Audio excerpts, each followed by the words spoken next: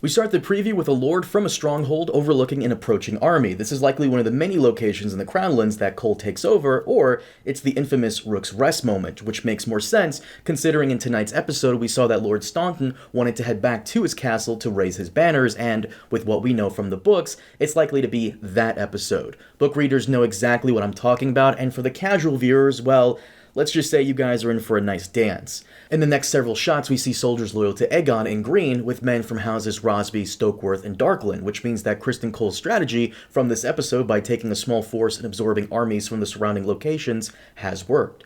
We then get a scene between Alicent and Aegon. Judging by the final moments of this episode, Alicent is likely feeling conflicted from the realization that she might have made a mistake. So here, she talks smack to Aegon, which will likely make him take flight on his dragon to prove himself, which we see in this preview. This does make sense considering the whole season, Aegon's main thing has been that people see him as weak. Larys' whispers this episode, Otto trying to undermine him last episode, and now Alicent outright disrespecting him next episode will make him want to go out and join the fray. This episode we saw him have weird visions while he was in Harrenhal, and it seems like we'll be continuing that into the next episode. And that makes sense, because during the books, Daemon's movements are kind of hard to keep track of, and the show needs an excuse for why Daemon isn't joining the fight next episode.